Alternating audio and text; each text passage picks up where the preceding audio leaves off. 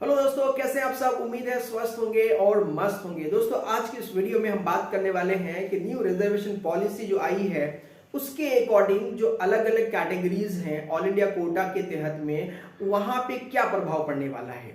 सबसे ज्यादा नुकसान किसको होगा, सबसे ज्यादा फायदा किसको होने वाला है, या कोई और ऐसी कैटेगरी है जहां पे फायदा और नुकसान जो है वो कुछ भी नहीं होगा। ये सारी बातें हम इस वीडियो में बात करेंगे और चर्चा करने की कोशिश करेंगे कि ऑल इंडिया कोटा के तहत में सेंट्रल यूनिवर्सिटीज में कितनी टोटल सीट्स हैं। तो बने रहिए पूरी वीडियो में। मेरा नाम है अफसार आलम और आप देख रहे हैं नीट पॉड, जहां मैं नीट के एस्पिरेंट्स को गाइड करता हूं और इस तरह की इंफॉर्मेटिव वीडियोस आप तक पहुंचाने की कोशिश करता हूं। यदि चैनल पे नए हैं तो प्लीज चैनल को जरूर सब्सक्राइब कीजिएगा। तो आइए शुरू करते हैं।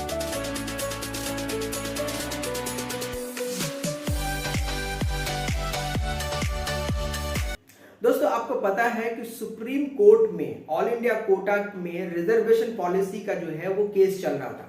अब चूंकि सुप्रीम कोर्ट का फैसला आ चुका है, बहुत जल्दी काउंसलिंग की प्रक्रिया शुरू होने वाली है। वहीं पे अगर हम लोग बात करें तो अलग अलग कैटेगरीज के लिए अलग अलग रिजर्वेशन है। जैसे आपको पता है कि ओबीसी को जो है 27% का रिजर्वेशन है, ईडब्ल्यूएस के लिए प्रीवियस ईयर के तरह 10%, वहीं एससी की बात करें तो 15%, एसटी की बात करें तो 7.5% और पीडब्ल्यूडी कैटेगरी के ग्राफ में आते हैं तो 5% का रिजर्वेशन जो है वो मिला हुआ है। इन सब रिजर्वेशन की वजह से जो नंबर ऑफ सीट्स हैं ऑल इंडिया कोटा के तहत में, लगभग यहाँ पे 40,000 से ज्यादा टोटल सीट्स है इंडिया में, जिसमें लगभग ऑल इंडिया कोटा के तहत जो है वो लगभग 6,000 की सीटें आती हैं। और उसके तहत जो सीटें फिल होती है उसमें क्या प्रभाव पड़ने वाला है, इसी को समझने की कोशिश करेंगे। आपके साथ हम 3-4 टेबल शेयर करने की कोशिश करते हैं, जहां पे आप ये देखने की कोशिश करेंगे कि ऑल इंडिया कोटा का अगर ओबीसी का 27% है तो उनकी सीट मैट्रिक्स क्या होती है। इसके लिए हम कंप्यूटर पे चलते हैं, उसके बाद फिर जो है हम लोग देखने की कोशिश करेंगे कि क्या इंपैक्ट पड़ने वाला है। चलिए अब हम लोग बात करते हैं कि ऑल इंडिया कोटा का जो सीट मैट्रिक्स था 2020 के राउंड 1 में वो किस तरह से था। अलग अलग कैटेगरीज के लिए हम लोग बात करेंगे कि जनरल कैटेगरी में क्या था, नंबर ऑफ सीट्स क्या थे, उस तरह से अलॉटेड सीट्स क्या क्या थे। अगर हम लोग जनरल कैटेगरी की बात करें तो जनरल कैटेगरी के लिए 4,209 सीटें थी, लेकिन जो अलॉट हुई थी वो 2,484 हुई थी। ऐसा क्यों होता, अभी हम लोग थोड़ी देर में बात करने की कोशिश करते हैं। नेक्स्ट कैटेगरी देखें तो ईडब्ल्यूएस में टोटल नंबर ऑफ सीट्स जो थी वो 27 थी ऑल इंडिया कोटा में, जबकि 340 सीटें वो अलॉट हुई थी। वहीं अगर ओबीसी की बात करें तो यहाँ पे 73 सीट्स थी और 1,484 सीटों पर ओबीसी के कैंडिडेट्स को जगह मिली थी। एससी कैटेगरी की बात करें तो एससी कैटेगरी में 833 सीटें थी और 840 सीटों में ये जो है फिल हुआ था, यानी नंबर ऑफ जो कैंडिडेट्स आए थे।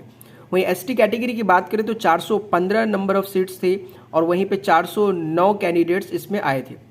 अगर हम लोग पीडब्ल्यूडी की बात करें तो इस तरह से 263 सीटें थी और 255 कैंडिडेट्स का सिलेक्शन हुआ था और टोटल नंबर ऑफ सीट्स जो थी वो 5,557 सीटों पे अलॉटमेंट हुआ था।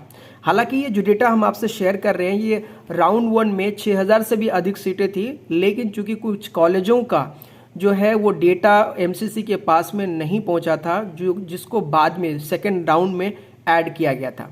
अब समझने की कोशिश करते हैं कि जनरल की कैटेगरी में 4,209 सीटें थी लेकिन सिर्फ 2,484 पे अलॉट क्यों हुई। उसके पीछे कारण ये है कि जनरल की जो सीटें हैं वो अलग अलग कैटेगरीज के जो बंदे होते हैं वो ले लेते हैं। फॉर एग्जांपल अगर हम लोग ईडब्ल्यूएस को देखें तो 27 सीट्स थी, लेकिन 340 सीटें ईडब्ल्यूएस के कैटेगरी में, यानी ईडब्ल्यूएस के कैंडिडेट्स जो हैं वो इसमें सेलेक्ट हुए।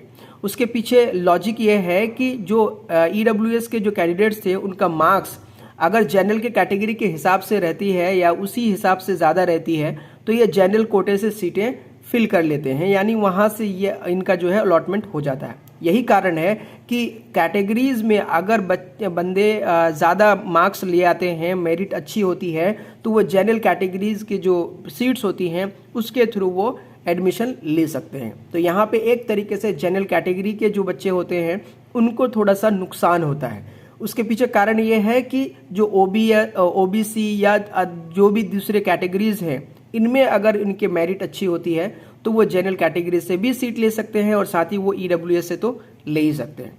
ये थी ऑल इंडिया कोटा की जो सीट मैट्रिक्स 2020 के राउंड 1 में। इसी तरीके से हम लोग बात करते हैं कि अगर यही सिनेरियो रहा तो जो सीट मैट्रिक्स होगी 2021 में के सेशन में वो क्या होगी।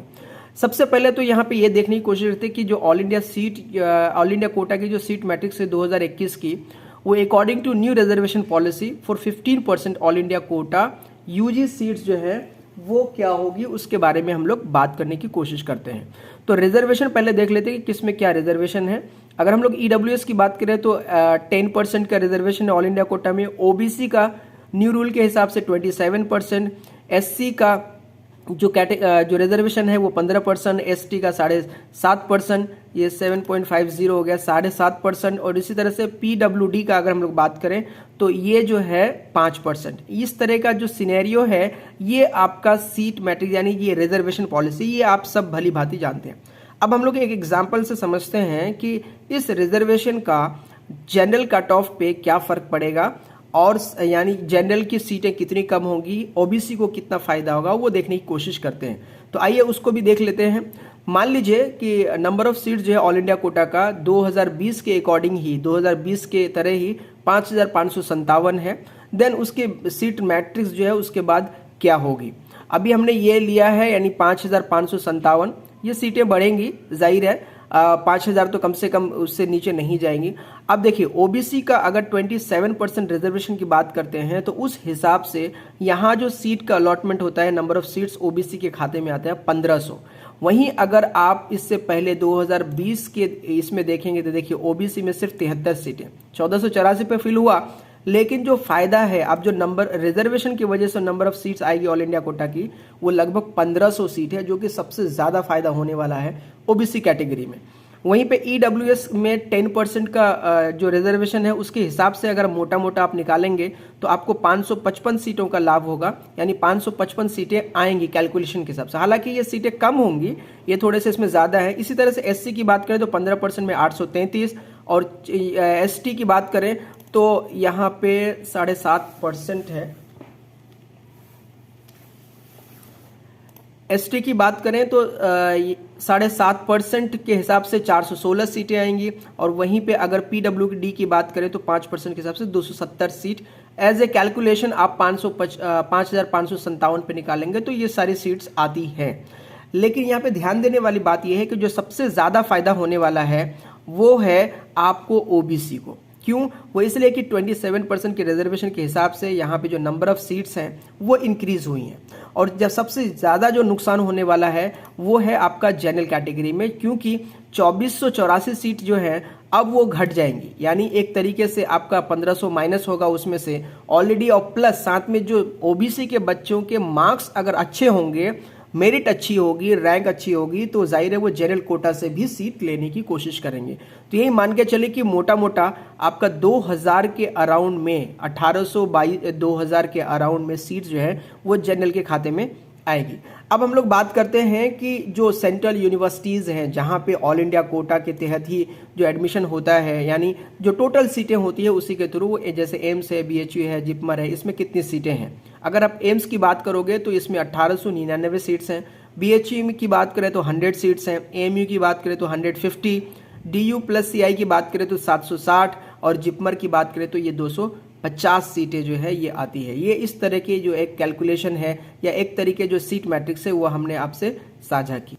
दोस्तों डिफरेंट टाइप्स के चार्ट्स और कैलकुलेशन से आपको समझ में आया होगा कि यहाँ जो नुकसान होने वाला है वो सबसे ज्यादा वो जनरल कैटेगरी के बच्चों को होने वाला है, और सबसे ज्यादा जो फायदा होगा वो है ओबीसी के कैटेगरी को फायदा होने वाला है। यानी ओबीसी को 27% रिजर्वेशन की वजह से जो नंबर ऑफ सीट्स हैं वो ज्यादा हो गई, वो ज्यादा तो हुई है, साथ में अगर ओबीसी के बच्चे अच्छे मार्क्स लेके आते हैं, या यूं कह लें कि जिनका मार्क्स इस बार अच्छा है और रैंक भी अच्छी है, तो वो जनरल कोटा के तहत भी एडमिशन लेना चाहेंगे, यानी उनकी सीट्स भी ले सकेंगे। तो यहाँ ये बात तो तय है कि अगर आप ओबीसी कैटेगरी की बात करें तो सबसे ज्यादा फायदा होगा। ईडब्ल्यूएस में बहुत ज्यादा फर्क आपको समझ में नहीं आएगा, क्योंकि इसमें बहुत ज्यादा छेड़छाड़ नहीं है। वहीं पे एससी और एसटी को भी थोड़ा थोड़ा फायदा होगा पीडब्ल्यूडी का, जैसे पहले था उसी तरीके से आपका जो सीट मैट्रिक्स है वो रहने वाला है। तो ये सारी इंफॉर्मेशन से आपको ये बात तो अंदाजा हो गया होगा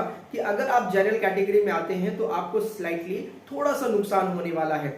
वहीं अगर हम बात करें तो हालांकि हमने कट ऑफ के बाद आपके दिमाग में ये बात आ रही होगी कि इसका इंपैक्ट कट ऑफ पे क्या पड़ेगा। तो कट ऑफ पे हमने पहले भी वीडियो बनाया हुआ है, अगर आपने वो वीडियो नहीं देखा है तो आप हमारे वीडियो सेक्शन में जाकर के उस वीडियो को देख सकते हैं। ऑल इंडिया कोटा का जो कट ऑफ हमने बताया हुआ है लगभग उसी तरह से रहने वाला है, लेकिन फिर भी आपकी जानकारी के लिए मैं बता दूं कि इस बार का जो कट ऑफ है जनरल कैटेगरी के लिए वो कम से कम 610 मार्क्स से नीचे नहीं जाने वाला है, या यूं कह लें कि दो तीन मार्क्स जो है इधर उधर हो सकता है, 607 608 या मिनिमम 610 मार्क्स जो हैं अगर आपके हैं तो आपको ऑल इंडिया कोटा के तहत जनरल कैटेगरी में सीट जो है वो मिल सकती है। उम्मीद है ये इन्फॉर्मेशन आपको अच्छी लगी होगी। यदि अच्छी लगी हो तो प्लीज चैनल को सब्सक्राइब करके वीडियो को दूसरों तक जरूर साझा कीजिएगा। मिलते हैं अगले वीडियो में। जय हिंद।